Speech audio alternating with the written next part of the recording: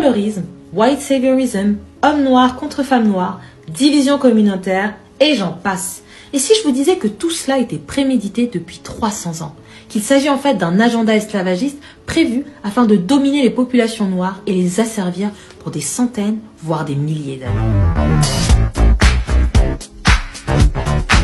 Nous sommes en 1712. Un propriétaire d'esclaves dans la Caraïbe, nommé Willie Lynch, à qui l'on doit le terme lyncher, prononce un discours sur comment dominer les esclaves noirs.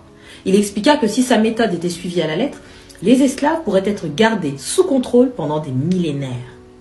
Je garantis à chacun d'entre vous que si vous implantez bien mon système, vous commanderez les esclaves pendant au moins 3 siècles. Discours prononcé en 1712, on y ajoute 3 siècles, ça donne 2012. Examinons les faits.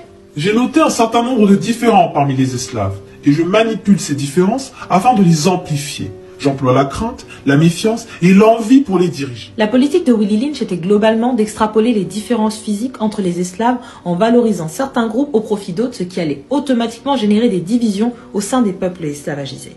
Il faut noter que le concept de Willie Lynch en Amérique est à ce jour le plus connu. Cependant, il fut aussi une grande inspiration des projets coloniaux en Afrique. On le retrouve d'ailleurs dans le conflit Hutu contre Tutsi, dont je vous ai déjà parlé dans une précédente vidéo.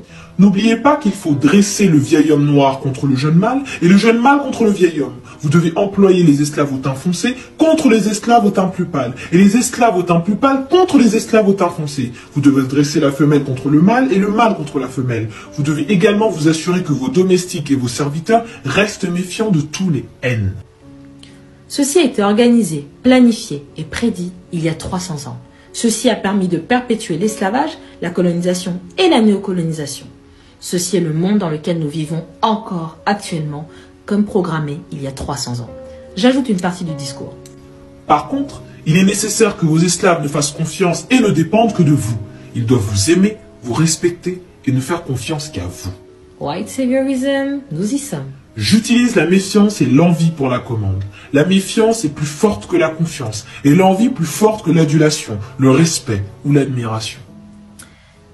Il faut être honnête, il est plus facile aujourd'hui pour une personne noire de se méfier d'un business tenu par un noir que de lui faire confiance. Alors oui, on parle de service clientèle, etc. Mais même lorsque le projet est carré et qu'il y a du succès, on a tendance à chercher le vice. Sorcellerie ? L'envie. Devrais-je vous reparler du syndrome de Judas?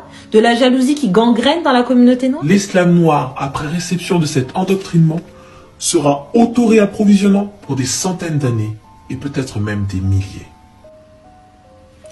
Ce qui est choquant dans cette analyse, c'est de réaliser qu'en 2022, nous soyons pile dans l'agenda de ce discours prononcé il y a 300 ans. Messieurs, ces kits sont vos clés pour la commande. Utilisez-les. Que vos épouses et vos enfants les utilisent. Ne manquez jamais une occasion.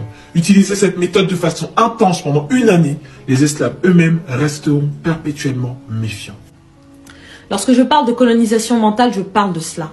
La société, notre famille, notre environnement participent à perpétuer ce concept de Lynch. Maintenant s'offre à toi 2 choix. Le perpétuer en continuant de l'honorer auprès de ton entourage ou le détruire au niveau de ta génération. Maintenant, tu as les cartes entre les mains. N'oublie pas de liker, de partager, de t'abonner et de me soutenir via mon lien PayPal.